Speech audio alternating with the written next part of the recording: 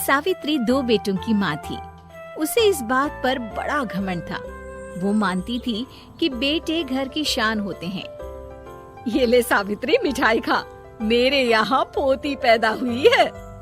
ये सुनते ही सावित्री मुंह बना के कहती है, अरे तू तो लुट गई, बर्बाद हो गई, तेरे यहाँ लड़की पैदा हो गई। अरे तू ऐसा क्यों कह रही है? मैं तो बहुत खुश हूँ। अरे जब तेरी पोती के पीछे तुझे खर्चे पर खर्चे करने पड़ेंगे ना, तब ये तेरी सारी खुशी गम में बदल जाएगी। पहले लड़की की पढ़ाई लिखाई का खर्चा, फिर उसकी शादी का खर्चा। अरे आजकल की शादियाँ कितनी महंगी हो गई है। गहने बनाओ, लाखों रुपए पानी की तरह बह जाते हैं। लड़कियाँ तो सिर्फ खर्चा करवाने के लिए ही पैदा होती हैं। इस तरह लड़कियों के प्रति अपने विचार व्यक्त करते हुए सावित्री ममता को लंबा चौड़ा भाषण देके चली जाती है। अब तो आप लोग इस कहानी में सावित्री देवी का पात्र अच्छी तरह समझ ही गए होंगे। कुछ समय बाद सावित्री की बड़ी बहू भी एक लड़की को जन्म देती है। फिर क्या था, सावित्री पूरा आसमान सर पर उठा लेती है। हे भगवान, ये तू मुझसे किस जन्म का बदला ले रहा है? अरे मैं तो मंदिर में रोज आकर तुझसे कहती तो थी कि मुझे एक पोता चाहिए, और तूने मुझे पोती दे दी। इतनी मिठाइयाँ और प्रसाद चढ़ाने का क्या फायदा हुआ? तभी सावित्री की बहू निशा कहती है, क्या माँ जी, आप भी इतनी सी बात पर नाराज हो गई हैं? देखिए तो आपकी पोती कितनी सुंदर है, बिल्कुल आप पर गई है। अरे चुप कर, तुझे 9 महीने इतने महंगे महंगे काजू बादाम फल फ्रूट खिलाने का फायदा क्या हुआ? मेरे तो सारे पैसे बर्बाद हो गए। ये सुन सावित्री का बड़ा बेटा अजय कहता है, माँ, तुम सिर्फ नाम के लिए 2020 में रहती हो। असल में तुम्हारा दिमाग सैकड़ों साल पुरानी सोच रखता है। आज के जमाने में लड़का और लड़की में कौन फर्क करता है? मैं तो बहुत खुश हूँ कि भगवान ने मुझे लक्ष्मी के रूप में बेटी दी है। लेकिन सावित्री पर अजय की बातों का कोई असर नहीं होता। नालायक, अपनी पत्नी की जबान बोल रहा है। मेरा बड़ा बेटा तो हाथ से गया।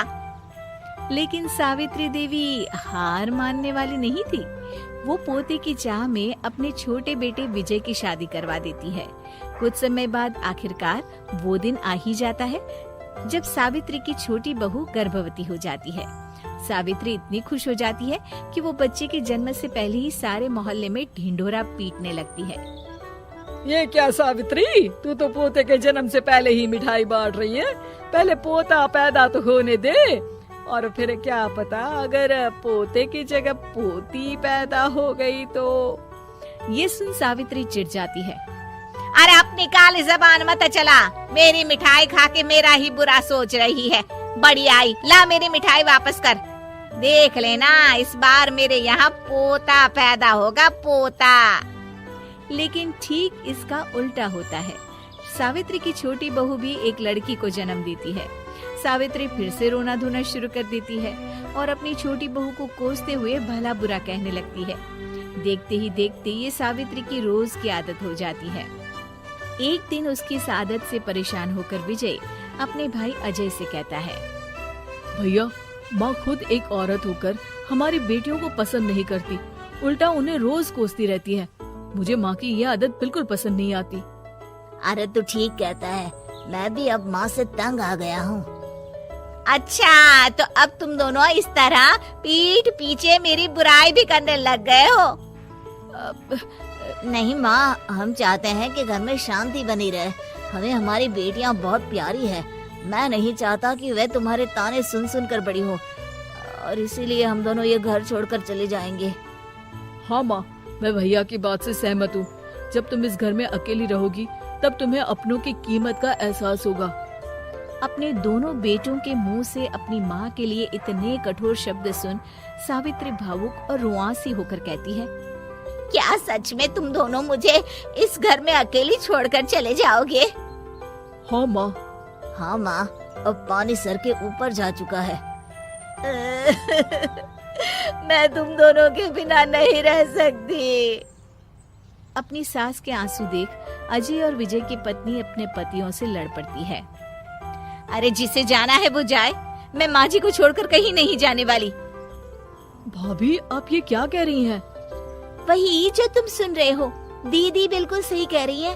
हम बेटियों के संस्कार हमें सिखाते हैं कि सास माँ समान नहीं बल्कि माँ ही होती है और उस माँ की जिंदगी भर सेवा की जाती है। बेटे अपना फर्ज भूल सकते हैं लेकिन बेटियां नहीं। आप दोनों शौक से जा सकते हैं।